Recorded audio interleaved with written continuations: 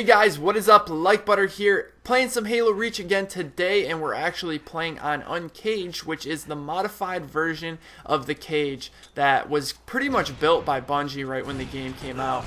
I'm pretty sure they just made this in Forge World. Anybody can go out and make this map, but it's one of my favorite maps in this game by far. That's one thing I wish that Halo Reach did differently, had you know, more maps that were made by the developers instead of just thrown together in Forge World. You know, because anybody can do that. There's a whole bunch of maps out there that you can download that are just like this one. But with that being said, I do enjoy this map. And what I want to talk about in this video today is how I'm going to be getting prepared for Halo 4. Now, I've mentioned this multiple times, but Halo 4 comes out November 6th. So that's a little bit over a month. And, you know, that's going to come a lot faster than you guys think. So I've been basically playing Halo Reach because, as most of you know, Halo 4 really has a lot of Reach qualities, especially when it comes to, you know, the movement speed and, you know, the sprinting and getting used to all that stuff. So Reach has been my main game over the past week now. But what I think I'm going to do is kind of play Halo 3 every third day for a little bit to kind of get used to both, because I feel like Halo 4 is going to be a mixture of the two. Now, I can't wait. I'm definitely going to be using the battle rifle. I'm pretty sure that you can choose between the battle rifle, the DMR, and the carbine as a starting weapon, and there might even be some more weapons as well. Look at how I just got gayed right there. He went into armor lock when I shot him with a rocket. Now, that's another thing I'm a little nervous about when Halo 4 comes, because there is something that basically shoots a shield in front of you, and it's basically going to be known as the new armor lock. But thank God armor lock isn't coming back in Halo 4. I would pretty much kill myself if it was, because that is by far the most annoying thing in this game, and in my opinion one of the worst things that could have ever been incorporated in a game. I remember when I used to play with my friend, we were very good at dubs, and we used to play when they used to have the arena, and what people would do is they would use armor lock, and one person would armor lock and the other guy would, you know, kind of come in and start shooting us because he'd already have us half shield. And then when that guy got us a little weak, they would just keep switching back and forth, and it was impossible to kill them when they were using armor lock. So really glad that they're trying to, you know, lower those you know, power-ups or whatever you want to call them for Halo 4, because that means that they actually care about you know, what we think about the game. It's not like some of those companies out there that just care about sales.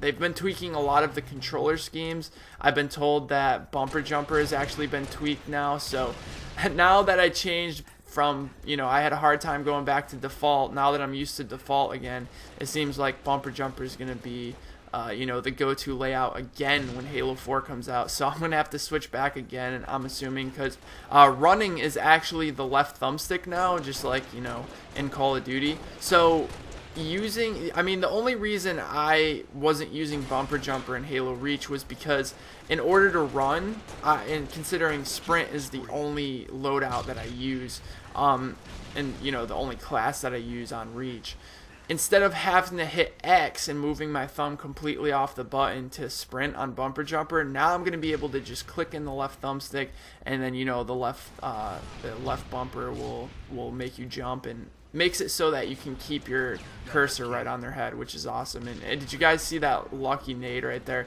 I threw a nade, perfectly banked it off that little post, and it went down and you know, killed 2 people. So I'm looking forward to, you know, the power-ups coming back. Like, I'm pretty sure Overshield and Invis are coming back, and they're going to be power-ups in the map.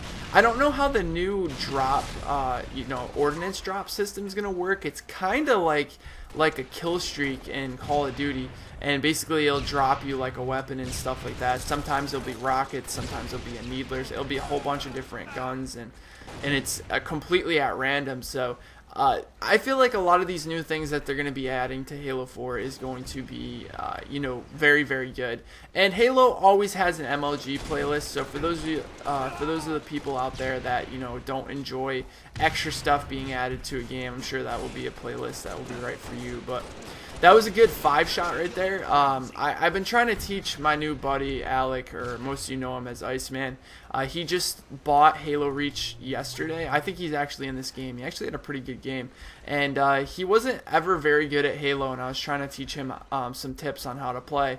And the first thing I said was to stop playing SWAT. He was playing SWAT a lot, and he was trying to tell me, he's like, yeah, well, SWAT shows a lot of, shows accuracy.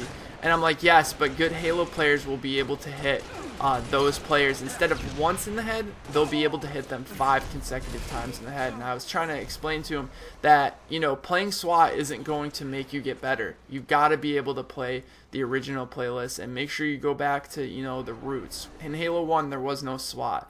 We had to sit there and shoot people repeatedly until they died. And he was trying to tell me, he's like, I understand. It's just very unsatisfying, shooting someone and having them not die and stuff like that. But I was like, that's what makes Halo amazing. The better player is going to win most of the time, because it takes consistency and accuracy to be good at this game. And I'm super stoked for that. But I've been kind of spamming my bloom, but that 1 5-shot that I got a little bit earlier, you can see I slowly let all the blooms come down. And that's what I've been, like, that's kind of the hardest thing for me, is sometimes I catch myself spamming the DMR, but you have to be very patient, and I'm sure that's how it's going to be in Halo 4 as well. You got to make sure that you hit all your shots and make sure that that bloom comes down.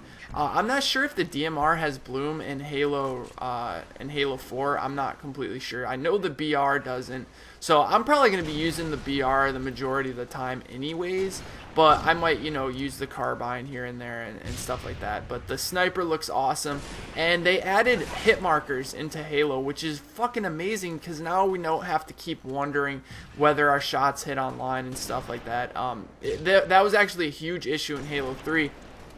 Especially when you're hitting them long range with the battle rifle. Sometimes you wouldn't know if you were actually hitting them, and now these hit markers will tell you if your shots are registering or not. So remember, guys, if you guys are trying to get ready for Halo 4, the best thing you can possibly do is play a lot of Reach and throw in some Halo 3 here and there. Try to get your movement down, try to get your look speed, so when the game comes out, you're ready to go.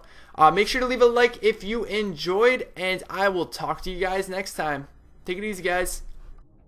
I'm going to try to crank out a video the first night, but I do have class the next morning. So what I'm thinking about possibly doing is getting it, come home, play for a couple hours, get a good gameplay, do a commentary on my first impressions, upload that, so it's going to be uploaded at like probably 3 in the morning. I'm going to get like 4 hours of sleep, wake up at 8, go to my class, come back from class, probably nap for an hour and a half. Now, I say nap, but